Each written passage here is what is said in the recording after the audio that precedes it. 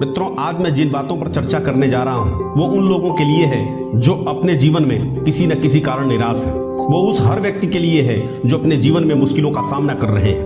वो उस हर इंसान के लिए है जो अनेक समस्याओं से घिरा हुआ है। लेकिन उन बातों पर चर्चा करने के पहले आपसे निवेदन है कि आप पूरा वीडियो देखिए, जिससे कि आपके आत्मबल और उत्साह को बढ़ाने वाले विचार आप तक पहुंच सके। साथियों, जब हम बाजार में कोई सामान खरीदने जाते हैं तो एक दुकान से दूसरी दुकान का चक्कर लगाते रहते हैं, इस उम्मीद में कि कहीं अगले दुकान पर इससे अच्छे सामान मिल जाए, और फिर घूमते घूमते एक ऐसे दुकान पर पहुंच जाते हैं जहां हमारी उम्मीदें टूट जाती हैं और फिर हम घर वापस लौट आते हैं। जब बचपन में हमारी माँ हमारे फटे हुए कपड़े सिलती थी तो हमें यह ज्ञात भी नहीं था कि माँ सुई धागे से हमारे कपड़े सिलने के साथ साथ हमारी किस्मत की लकीरें भी बना रही थी। जब एक पिता मजदूरी करते हुए जून की दोपहरी में हल चलाता है तो फिर उसकी व्यवस्था कोई और देखे या न देखे, परंतु उसका पुत्र जरूर देखता है, जिसे अपने पिता की व्यवस्था और गरीबी का एहसास होता है और अपनी माँ के आंसुओं को चुपके महसूस करता है। उसके बाद जब वही बालक कलम को उंगलियों से पकड़कर अभावों का ताप लिए संवेदना की नाव पर शब्दों की यात्रा करते हुए सफलता और असफलता के जंग में खुद को झोंक देता है, और जब जीतता है तो फिर दुनिया उसे पहले की तरह गालियां नहीं देती बल्कि खड़े होकर उसके लिए तालियां बजाती है। साथियों, पहनावा, दिखावा, खूबसूरती, ये सब कुछ दिनों के लिए होती है। फिर उसके बाद आपका डिटर्मिनेशन, आपका हार्ड वर्क, आपका कैरेक्टर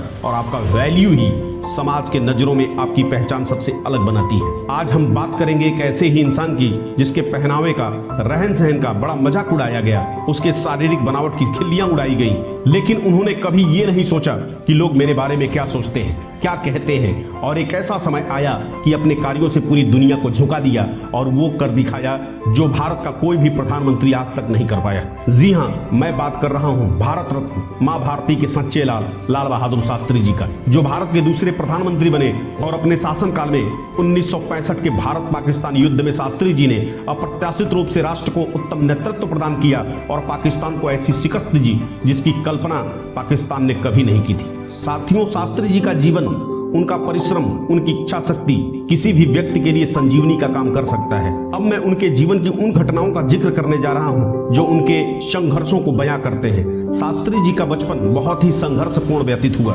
महज 2 साल की उम्र में उनके पिता शारदा प्रसाद श्रीवास्तव जी का निधन हो गया। लेकिन कहा जाता है कि एक इंसान के जीवन में आने वाली समस्या ही उसे मजबूत और महान बनाती है। बचपन में एक बार शास्त्री जी एक बगीचे में फूल तोड़ लिए थे। माली की नजर उन पर पड़ी और फूल तोड़ने के लिए माली ने शास्त्री जी को बहुत डांटा।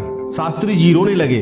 उनको रोता देख माली को बड़ा अफसोस हुआ और वो शास्त्री जी को समझाया कि देखो बेटा, बिना पूछे किसी दूसरे का कोई चीज नहीं लेना चाहिए। इस बात का उनके ऊपर गहरा प्रभाव पड़ा और वो जीवन भर किसी दूसरे का सामान लेने से परहेज करते रहे। जब वो स्कूल जाते थे तो गंगा नदी को पार करके जाना पड़ता था, लेकिन उनके पास इतने पैसे नहीं थे कि वो नाविक को किराया दे पाते। एक बार नाविक ने उनसे कहा कि मेरे नाव पर आ जाओ, मैं तुमसे खेवाई नहीं लूंगा। लेकिन शास्त्री जी ने धन्यवाद देते हुए कहा कि ये मेरे वसूलों के खिलाफ है, मैं बगैर कीमत चुकाए आपके नाव पर नहीं बैठ सकता।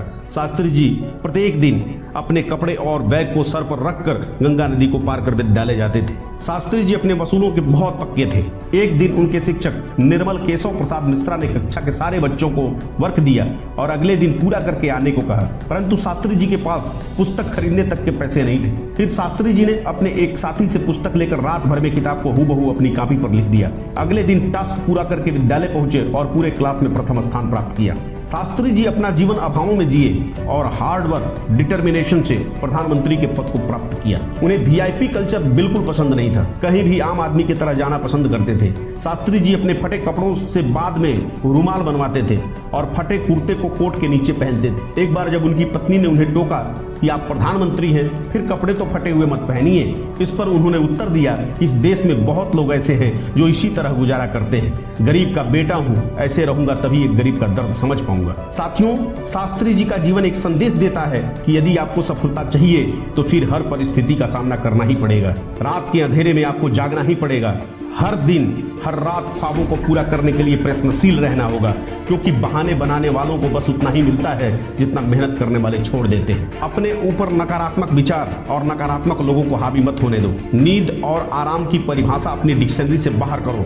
रात भर जाग जाकर पढ़ना प्रारंभ करो, क्योंकि कंधों पर सितारे तभी लगते हैं जब हमारी नींदें अधूरी रह जाती हैं। साथियों, जब कोई आप पर टिप्पणी करे तो अपने आप को यकीन दिलाओ कि मुझे एक न एक दिन खुद को साबित करना है। यदि मुश्किलों मुश्किलों का सामना करने वालों को, संघर्ष व परिश्रम करने वालों को सफलता नहीं मिलेगी तो फिर सफलता किसके लिए है। इसलिए कहते हैं, उम्मीदों की कश्ती को डुबोया नहीं करते, साहिल अगर दूर हो तो रोया नहीं करते। जो रखते हैं अपने दिल में कुछ पाने की हसरत, वो कभी भी अपनी मंजिल को खोया नहीं करते। इस वीडियो को अपने दोस्तों में शेयर कीजिए, चैनल को सब्सक्राइब करिए कि आने वाले वीडियो आप तक पहुंच सकें। धन्यवाद। जय हिंद।